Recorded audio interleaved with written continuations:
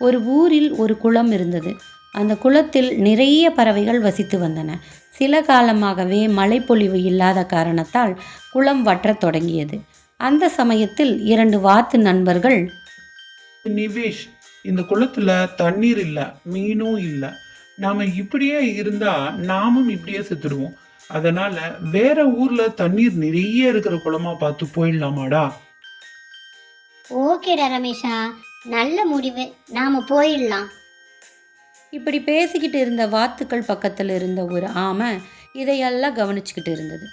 உடனே அந்த வாத்துக்கள்கிட்ட வந்து, நண்பர்களே, நாம ஒன்னாதான் இந்த குளத்துல வாழ்ந்துகிட்டு இருந்தோம். பறக்க முடியாத காரணத்தால நானும் இந்த குளத்துல இருந்து கஷ்டப்பட விரும்பல. எப்படியாச்சும் என்னையும் கூட்டிட்டு போயிடுங்க உங்களோட. ப்ளீஸ்பா. ஏப்பா, நாங்க மேல பறந்து போவோம். நீ எப்படி எங்க கூட பறந்து வர முடியும்? ஐடியா. ஏய், சீக்கிரம் சொல்லுடா. என்னவோ ராக்கெட் விடுற சயின்டிஸ்ட் மாதிரி யோசிச்சுக்கிட்டே இருக்க. இருங்க அண்ணா. என் தலை சின்னதா இருந்தாலும் மூளையில இருக்கிற அறிவு ஜாஸ்தி, தெரியுமா? நல்ல கவனமா கேளுங்க. நான் ஒரு குச்சி எடுத்துட்டு வந்து உங்ககிட்ட தருவேன். அந்த குச்சியோட ஒரு பகுதியோட முனைய நீங்க அழகால கவ்வி பிடிச்சுக்கணும். இன்னொரு பகுதி முனைய நீங்க அழகால கவ்வி பிடிச்சுக்கணும். மீதி இருக்கிற பகுதியில நான் வாயால கெட்டியா கவ்வி பிடிச்சுப்பேன். சும்மா ஜிவ்வுன்னு நம்ம 3 பேரும் பறந்து போயிடலாம். என்ன நான் சொல்றது? ஐடியா நல்லாதான்ப்பா இருக்கு.